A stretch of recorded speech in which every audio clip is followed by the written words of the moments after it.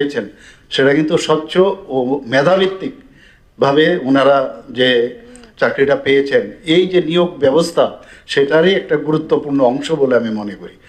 কাজে আপনারা বুঝতে পারছেন যে কাউকে ধরে কোনো নেতা কারোর বাড়িতে যাওয়া, গিয়ে আমার চাকরিটা যেন হয়, এই সুবিধা নেই, এখানে কোনো অবস্থায় হবে না, যার যার মেরিট ছাড়া হবে না।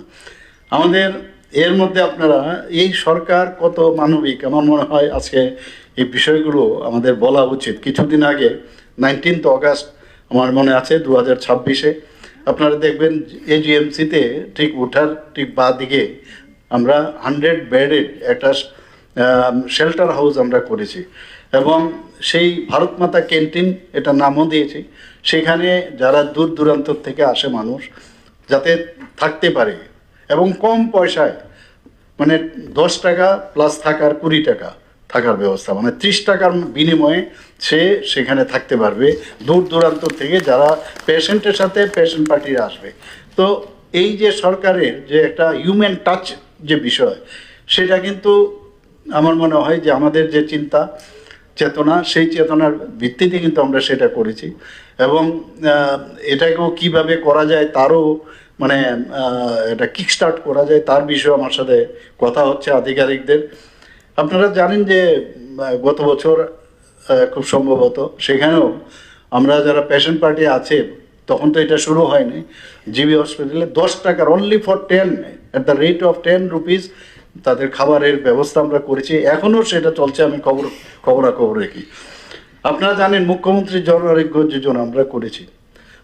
আমরা ভারতবর্ষের মধ্যে কোনো রাজ্যে 100% এই স্বাস্থ্য পরিষেবা, এই যে স্বাস্থ্যের ইন্স্যুরেন্স, সেটা কিন্তু 100% কোথাও নেই।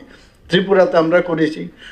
প্রধানমন্ত্রী জন আরোগ্য যোজনায় তার যেহেতু একটা ক্যাপিং আছে, সেই জায়গার বাইরে গিয়ে আমরা সমস্ত মানুষের এই মুখ্যমন্ত্রী জন আরোগ্য যোজনা করি। এখন পর্যন্ত প্রায় যারা বেনিফিশিয়ারি তাদেরকে মুখ্যমন্ত্রী জন আরোগ্য যোজনায় প্রায় 50 কোটি টাকার উপরে তাদের যে ক্লেম, ক্যাশলেস যে সিস্টেম, সেখানে এই ক্লেম আমরা সর্ট আউট করেছি।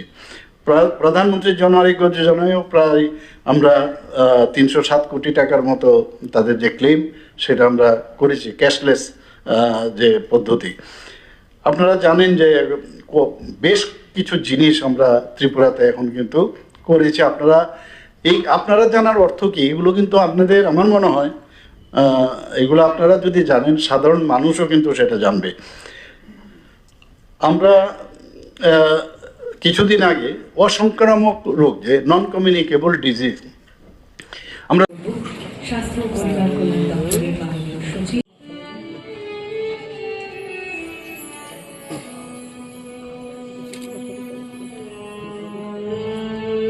ডক্টর অমিত লাল গোস্বামী, সভাপতি, ইন্ডিয়ান ডেন্টাল অ্যাসোসিয়েশন ত্রিপুরা শাখা।